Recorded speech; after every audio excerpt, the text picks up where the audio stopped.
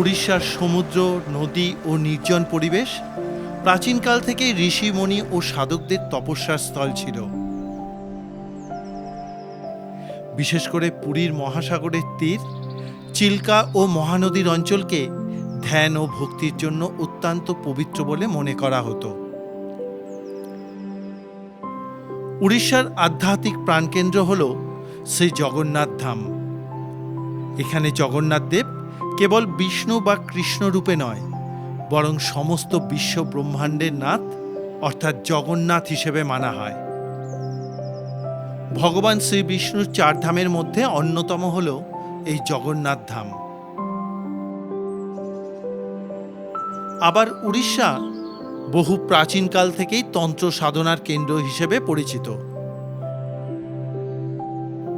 এখানকার মা তারাতারিণী মন্দির, মা মঙ্গলা মন্দির এবং বিরজা মায়ের মন্দির শক্তিপীঠ ও গুপ্ততান্ত্রিক সাধনা ক্ষেত্র হিসেবে মানা হয়। আবার ভুবনেশ্বর হল প্রাচীন শৈব তীর্থ।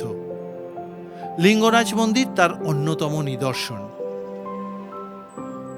উড়িষ্যার ধৌলি অঞ্চল সম্রাট অশোকের আমল থেকেই বৌদ্ধ ও জৈন ধর্মের গুরুত্ব পায়। উড়িষ্যার লোককথা, মন্দির ঐতিহ্য ও আঞ্চলিক বিশ্বাস অনুসারে বনবাসের সময় প্রভু শ্রী রামচন্দ্র, সীতামাতা ও লক্ষ্মণ দক্ষিণ ভারত যাওয়ার সময় এই উৎকলের কিছু জায়গা অতিক্রম করেন। আজ আমার লক্ষ্য ছিল প্রভু শ্রী রামচন্দ্রের স্মৃতি বিজড়িত রামচণ্ডী মন্দির এবং ভগবান শ্রীকৃষ্ণের পুত্র সাম্যের সাধনাস্থল চন্দ্রভাগা নদীর তীরে বর্তমানের কোণারক দর্শন করা। তাহলে যাত্রা শুরু করি পুরী ধাম থেকে। সুপ্রভাত বন্ধুরা, এখন বেরিয়ে পড়েছি। এখন বাজে সকাল 8টা। আজকে যাব প্রভু শ্রী রামচন্দ্রের স্মৃতি বিজড়িত উড়িষ্যার এমন একটি স্থানে যেটার খবর হয়তো খুব কম মানুষ পেয়েছেন আমাদের বাঙালিদের মধ্যে। আজকে চলুন সেই জায়গা দর্শন করে আসি। পুরীতে এসে আমি ছিলাম হোটেল প্রভাত সি ভিউতে। খুব সুন্দর একটা হোটেল। হোটেল থেকেই সুন্দরভাবে সমুদ্র এবং জগন্নাথ দেবের মন্দিরও দর্শন করা যায়। হোটেল থেকে বেরিয়ে আমি সমুদ্রের পাশে মেইন রাস্তায় চলে এলাম।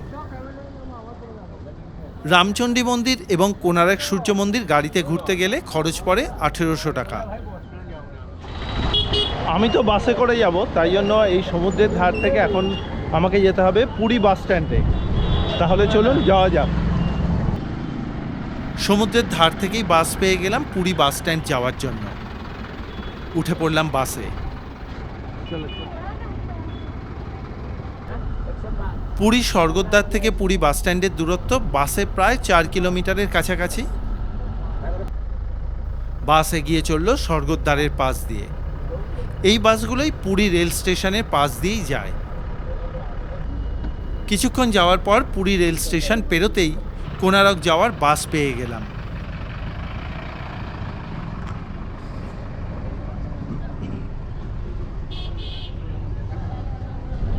বাস স্ট্যান্ড অবধি আর যেতে লাগে না, মাঝপথেই পেয়ে গেলাম কোণারক যাওয়ার বাস। এই বাসেই আমি প্রথমে যাব হচ্ছে রামচণ্ডী মন্দির। বাস এগিয়ে চলল কোণারকের দিকে।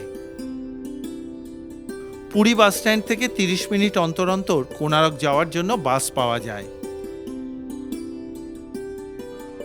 পুরী বাস স্ট্যান্ড থেকে রামচণ্ডী মন্দিরের দূরত্ব প্রায় 30 কিলোমিটার। বাসে যেতে সময় লাগবে 45 মিনিট থেকে 1 ঘন্টা।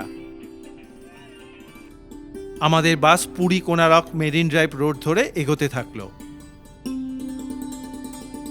বাসে ভাড়া পড়ল 50 টাকা। নির্দিষ্ট সময় পর বাস থেকে নেমে পড়লাম।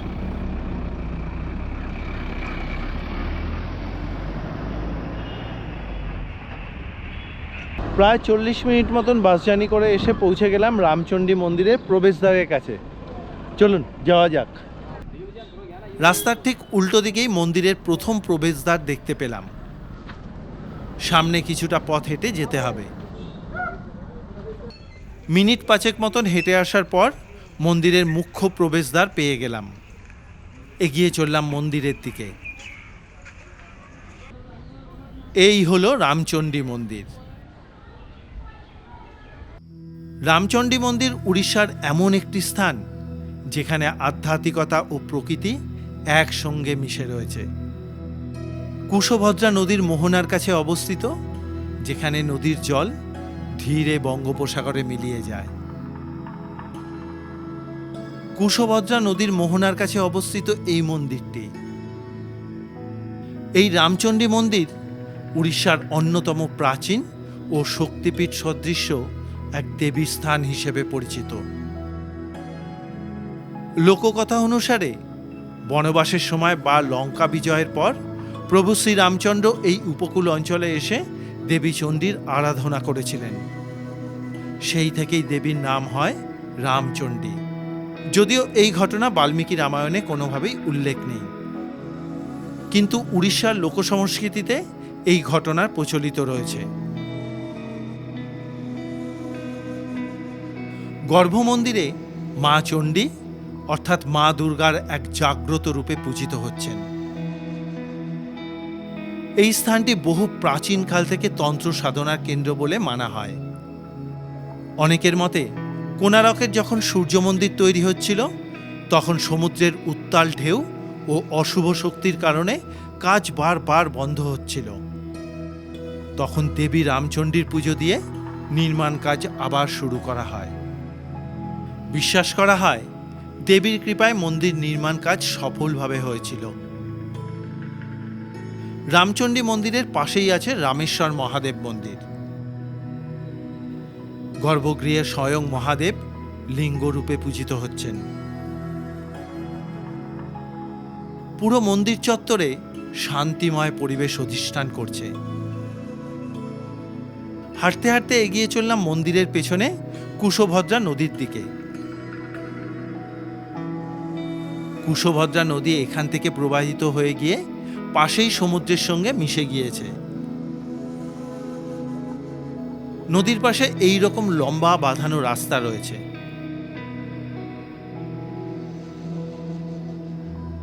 শান্তভাবে বয়ে চলা কুশভদ্রা নদীকে দেখতে দেখতে বেড়াতে ভালোই লাগবে। মন্দিরের পাশে ঝাউবনের মধ্যে দিয়ে বয়ে চলা সমুদ্রের হাওয়া এই পরিবেশটাকে আরো সুন্দর করে তুলেছে।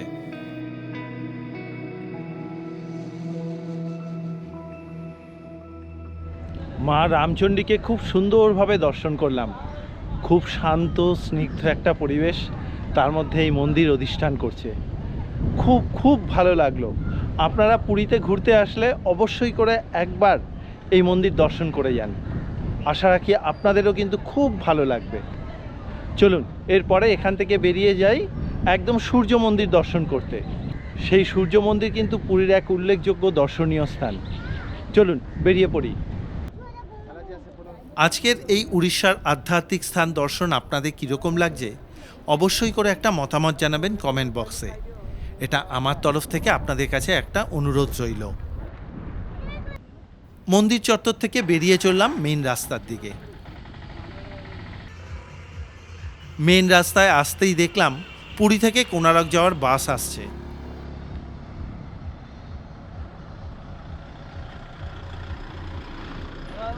উঠে পড়লাম বাসে। রামচণ্ডী মন্দির থেকে কোণারকের সূর্য মন্দিরের দূরত্ব প্রায় 7 কিলোমিটার। এদিকের রাস্তার বেশিরভাগ অংশই সমুদ্রের একদম ধার দিয়ে যায়। এসি বাসে রামচণ্ডী মন্দির থেকে কোণারক সূর্য মন্দির যেতে 30 টাকা ভাড়া পড়ল। মাত্র মিনিট 15-র মধ্যে এসে পৌঁছে গেলাম কোণারক সূর্য মন্দিরে। চলুন দর্শন করে আসি। বাস যেখানে নামিয়েছে তার পাশ দিয়েই রাস্তা ঢুকে গেছে বিখ্যাত সূর্য মন্দিরের দিকে। প্রচুর লোকজন এসছে, তবে বাঙালি তুলনামূলক এখন কম, কারণ সামনেই তো আমাদের ওয়েস্ট বেঙ্গলে ভোট। এখন দেখছি বিশেষত নন বেঙ্গলিরাই বেশি। চলুন সামনের দিকে যাই তাহলে। আমি এগিয়ে চললাম সামনের দিকে। মেইন রাস্তা দিয়ে ঢুকে এসে সবার প্রথমে মুখোমুখি পড়বে হচ্ছে নবগ্রহ মন্দির, আর বাদিকের রাস্তায় পড়বে হচ্ছে সূর্য মন্দির। আমরা প্রথমবারে কিন্তু সূর্য মন্দির দর্শন করে ওই দিক দিয়ে ঘুরে নবগ্রহ মন্দির দর্শন করে তারপর ফিরে আসব। আমি এগোলাম সূর্য মন্দিরের দিকে। চলার পথে রাস্তায় যেন রীতিমতন একটা হাট বসে গেছে, এত দোকান। আমি পৌঁছে গেলাম সূর্য মন্দিরের প্রথম প্রবেশদ্বারে। প্রবেশদ্বার দিয়ে ঢুকেই বাঁদিকে পড়বে টিকিট কাউন্টার। মাথা পিছু ৩৫ টাকার বিনিময়ে টিকিট কেটে নিলাম। এগিয়ে চললাম মূল মন্দিরের দিকে। টিকিট দেখিয়ে ঢুকে পড়লাম মন্দির চত্বরের ভেতরে। ভেতরে ঢুকেই প্রথমে পড়ল মন্দিরের প্রবেশদ্বার। আর একটু এগোতেই পৌঁছে গেলাম সুপ্রাচীন উড়িষ্যার কোণারকের সূর্য মন্দিরে। এটি বর্তমানে ভারতীয় প্রত্নতত্ত্ব বিভাগের অধীনে রয়েছে। কোণারকের সূর্য মন্দিরের সঙ্গে শ্রীকৃষ্ণের পুত্র সাম্যর একটি অত্যন্ত গুরুত্বপূর্ণ পৌরাণিক সম্পর্ক রয়েছে। পুরাণে এই কাহিনীকে সূর্য উপাসনার অন্যতম একটি ঘটনা হিসেবে মানা হয়। শ্রীকৃষ্ণের পুত্র সাম্য ছিলেন অত্যন্ত সুদর্শন, সাহসী ও কিছুটা দুষ্টু স্বভাবের। কাহিনীতে বলা হয় একদিন সাম্য ঋষিদের পরিহাস করছিলেন। দেবর্ষি নারদের প্ররোচনায় এমন এক পরিস্থিতি তৈরি হয় যাতে কৃষ্ণ ভুলবশত সাম্যকে অভিশাপ দেন। সেই অভিশাপে সাম্য কুষ্ঠরোগে আক্রান্ত হন। পুরাণে কুষ্ঠরোগকে শুধু শারীরিক রোগ নয়, পাপ ও অহংকারের প্রতীক হিসেবে দেখা হয়। তখন ঋষিরা সাম্যকে রোগ মুক্তির জন্য সূর্যদেবের উপাসনা করতে বলেন, কারণ প্রাচীন ভারতে সূর্যদেবকে রোগনাশক ও জীবনী শক্তির দেবতা হিসেবে মানা হতো। সাম্য তখন গভীর তপস্যার জন্য পূর্ব ভারতের সমুদ্রের তীরবর্তী অঞ্চলে আসেন। বহু বর্ণনায় বলা হয় তিনি চন্দ্রভাগা নদীর তীরে কঠোর সাধনা করেছিলেন। সেই চন্দ্রভাগা অঞ্চল বর্তমানে কোণারকের কাছাকাছি বলেই ধরা হয়। দীর্ঘ ১২ বছর সাধনার শেষে সূর্যদেব সন্তুষ্ট হয়ে তাকে রোগমুক্ত করেন। রোগমুক্ত হওয়ার পরে সাম্য কৃতজ্ঞতা স্বরূপ সূর্যদেবের একটি মন্দির নির্মাণ করেন বলে সাম্য পুরাণ ও অন্যান্য লোককথায় উল্লেখ রয়েছে।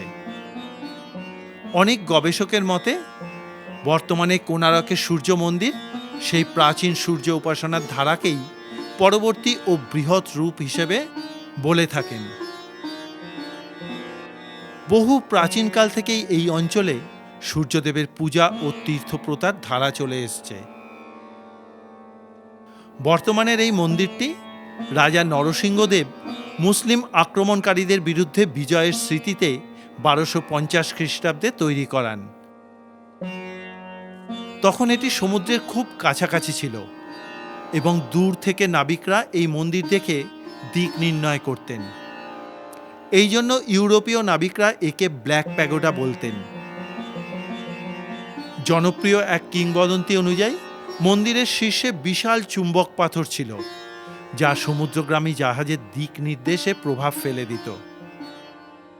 পরে বিদেশি নাবিকরা সেটিকে সরিয়ে নেয়, যদিও এই ঘটনার ঐতিহাসিক কোনো প্রমাণ নেই।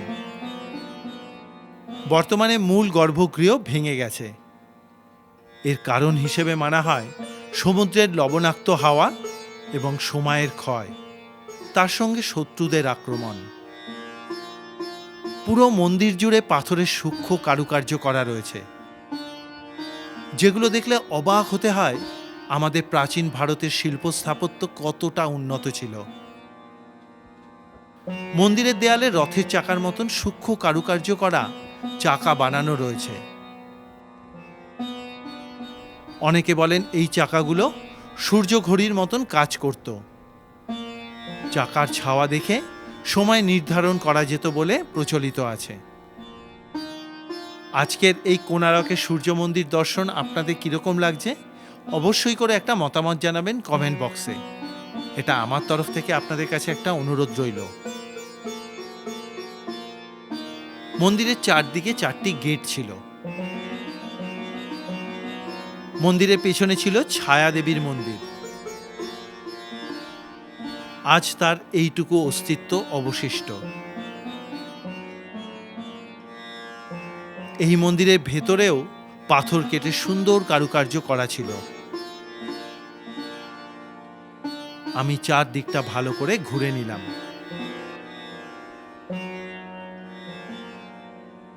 সূর্য মন্দির দেখে নিলাম, এরপরে যাব হচ্ছে নবগ্রহ মন্দির দর্শন করতে। ঠিক সূর্য মন্দিরের বাদিক দিয়ে একটা রাস্তা গেছে, এই রাস্তা সোজা চলে যাচ্ছে নবগ্রহ মন্দিরের দিকে। চলুন যাওয়া যাক। বেরিয়ে পড়লাম সূর্য মন্দির চত্বর থেকে।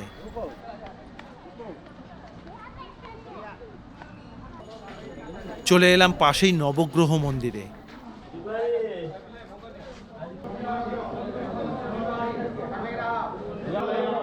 ভেতরে সারিবদ্ধভাবে নবগ্রহ পূজিত হচ্ছেন।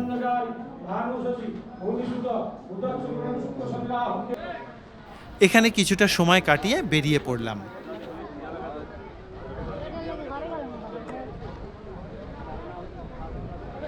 নবগ্রহ মন্দির দর্শন করলাম, খুব ভালো লাগলো। ভেতরে ইচ্ছা হলে পুজো দেওয়া যায়, আমি একটুখানি পুজো দিলাম।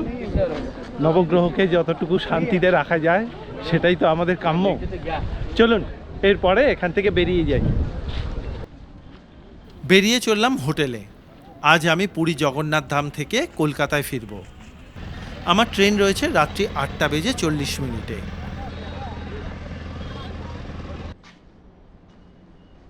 হোটেলে এসে খাওয়া দাওয়া করে একটু রেস্ট। সন্ধেবেলা চলে এলাম শাশ্বত গৌড়ীয় মঠে। সন্ধেবেলা পুরো মঠ প্রাঙ্গণ সুন্দর লাগছিল।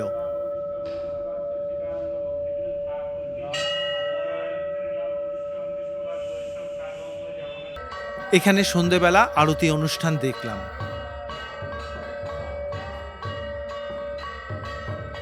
আরতির সময় আরতির ঘণ্টার শব্দ, তার সঙ্গে নামগান ও খোল করতালের শব্দে চারদিকটা মুখরিত হয়ে উঠেছিল। খুব ভালো লাগলো আরতি দর্শন করে। আজকের মতন ভিডিও এখানেই শেষ করছি। আজকের ভিডিও আপনাদের কীরকম লাগলো অবশ্যই করে একটা মতামত জানাবেন কমেন্ট বক্সে। আজকের মতন বিদায়, দেখা হবে আগামী পর্বে আর এক তীর্থস্থানে। ততক্ষণের জন্য সবাই ভালো থাকবেন, সুস্থ থাকবেন। শুভরাত্রি।